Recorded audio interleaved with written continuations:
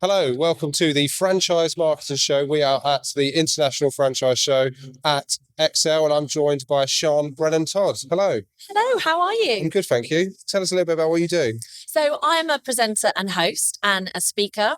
So I recently moved back from Australia. Nice. And in my past life, I was a professional dancer. Wow. And had quite a successful business at about the age of 24, lots of members of staff. And through that, got asked to start speaking and presenting, whether it was award shows or doing public speaking talks about basically running a business at a young age. I won the Young Entrepreneur of the Year. And I then sold that business when we moved to Australia. And I then set up another business in Australia. And yeah, I just love it. I've moved back to the UK, sold my business in Australia when we moved back. And I absolutely love the presenting, the hosting. I still teach a little bit of dance, but now I focus mainly on public speaking. I run courses. I'm a confidence coach, all around that sort of, genre of media. What was it like just leaving and going to Australia and setting up a business there? It was really hard. I had 3 children at the time, so 3 under 5. Yeah. But I think once you've had your own business, you understand hard work, you know what that means. And I had a model that I knew had worked. Yeah. I'd had 30 members of staff when I was here in the UK. So when I moved over there, I knew, right, this is something that's going to work. This is stuff I've tried in the past that didn't work as well. The Australian market was in a really good place for where I was as well. And there was loads of help and support for setting up a business. So it was challenging purely because I had 3 young children. When I set up my first business, I didn't have that. But it was really, really rewarding. And COVID over there was very different to over here. So we didn't have the long lockdowns that you had either. So it was quite easy for the business to grow if you were working hard. Yeah, nice. And then there's a lot of franchisors that want to get into presenting and showcasing what they do, but I find a lot of them feel like they're really nervous. What kind of tips can you give to them about getting into it? And yeah, just sort of first, in terms of presenting, what are some really good tips? I think that's a great question, because a lot of people will come to speak to me about a very specific thing. So someone will say, I've got to do a presentation in 3 months' time. I know exactly what I'm talking about. I know my topic inside out, but I really am nervous about presenting it. Yeah. And I don't feel I deliver particularly well. So the first thing we do is we look at, why do they feel that way? Maybe when they're in year 9 at school, someone said they weren't very good at talking, and now at 40, they still carry that. So that's always the first thing that we look at. But also it's building that self-confidence, because confidence isn't something that you wake up and suddenly have. It is a step by step. And I sort of call it like building your armor. It's having that self-confidence that even if you do mess up, you're not going to be worried about someone else's opinion, because you've given the best possible presentation. But having said that, that is something that takes time. And I think the first thing people need to understand is when you give a talk or when you do a presentation, people expect you to be a little bit nervous. There's very few people that go on stage and, will just talk really openly. But really knowing your subject massively helps. If you feel very confident in what you're talking about, you will have that ease. And I always say, slow down. Yeah. That's the thing. People go on stage and then they talk really quickly because they're trying to get through it and they're really, really nervous. And so people sort of stop listening sometimes because they can't hear what you're saying. So that's the other thing. Is sometimes silence can be really powerful in a presentation. And also keep it simple. Sometimes people overcomplicate what they're trying to do. And actually, sometimes it's the simpleness of a presentation that's really powerful. Yeah. One of the things I've noticed when I've done talking at networking events and stuff like that is sometimes you get asked a really weird question. And it's kind of what does that mean? But how do you deal with those questions? Where you're kind of thrown off a little bit. How do you respond? What are your tips? So that's happened a lot. Yeah. I'll be on stage, especially if it's a big audience, someone asks you something. And I got told very, very early on when I was really young, because there was lots I didn't know, when I was much younger.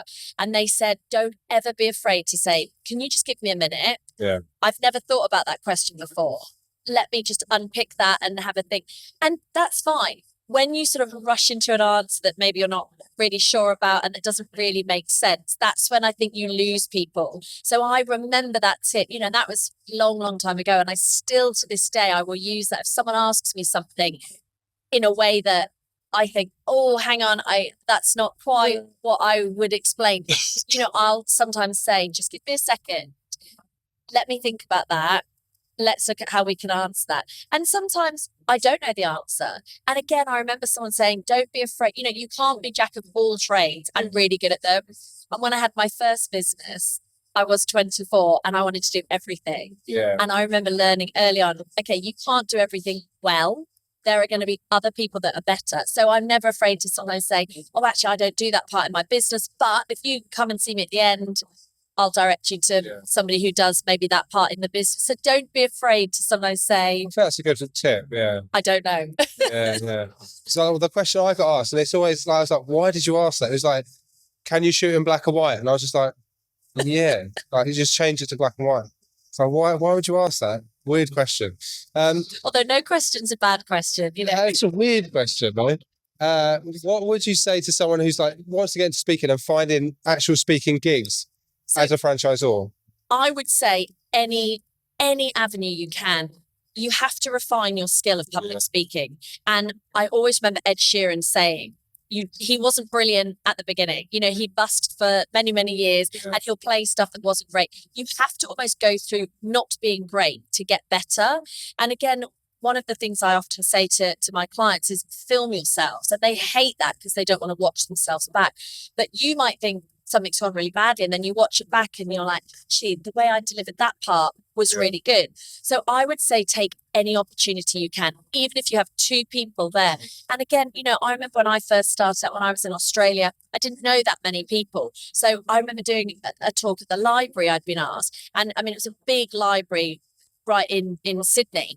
But I think there was probably maybe 10 people there. But in my head, I thought, right, I'm going to use this to try out material that I'm not sure works. It's a small audience. I filmed it. So I used it as that. So, you know, sometimes people say, oh, I don't want to do that because it's the audience too small.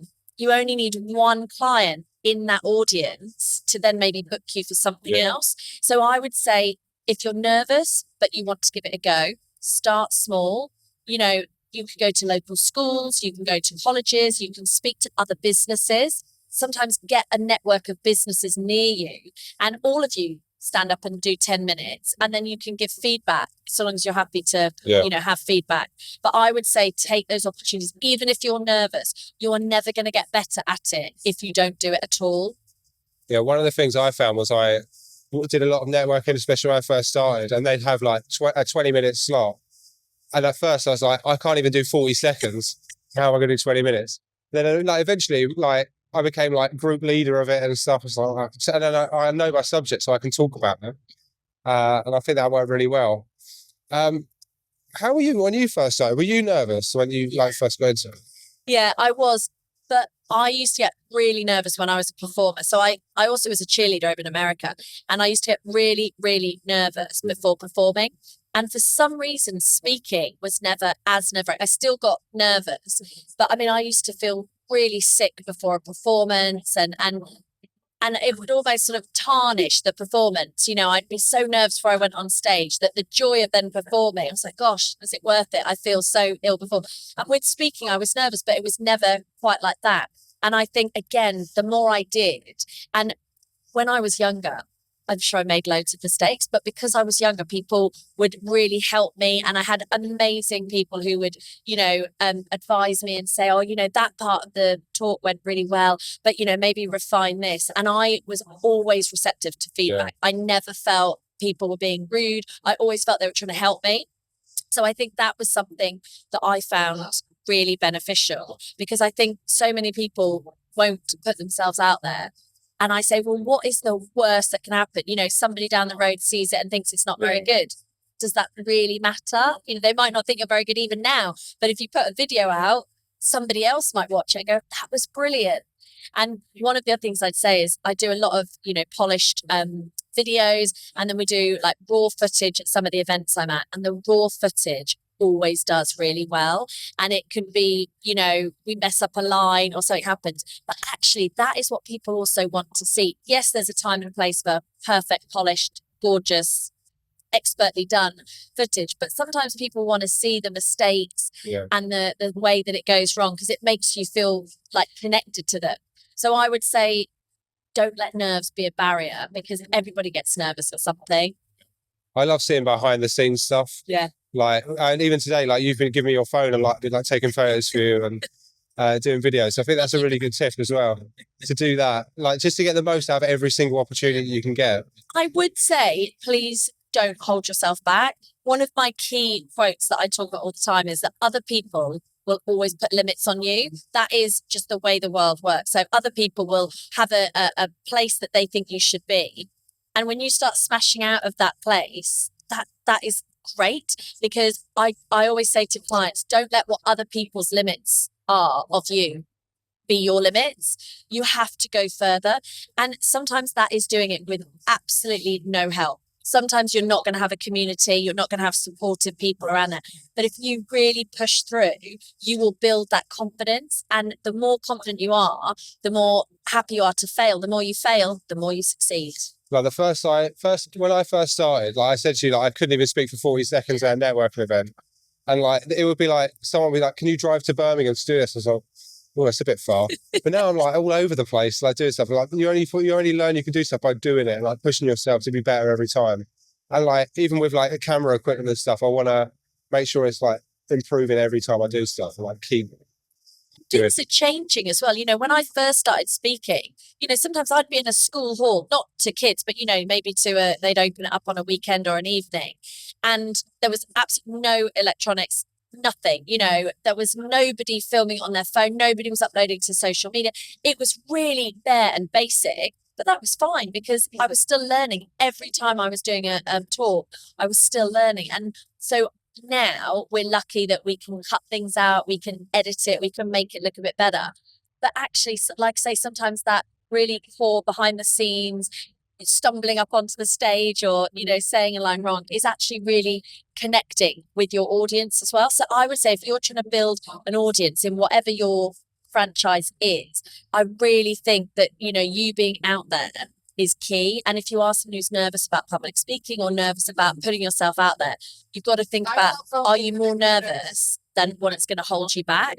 Because it really is about getting out there and making those mistakes, and everybody seeing it, that's going to grow your brand. And when I interview a lot of successful entrepreneurs, they all say, oh, when I started, I was terrible at this, or this happened and it was awful, but they were willing to fail. And that's what made them so successful. Yeah. What's the best way for people to get in touch with you if they want to get in touch? So I'm on Instagram, Sian Brennan-Todd. I'm on LinkedIn, again, Sian Brennan-Todd. And I would love to, hear from anyone. If I'm a confidence coach, I do public speaking tips, or if they're looking to book me as a speaker, I would love to hear from anybody. So Thank you very much. Thanks for being on the show. Cheers.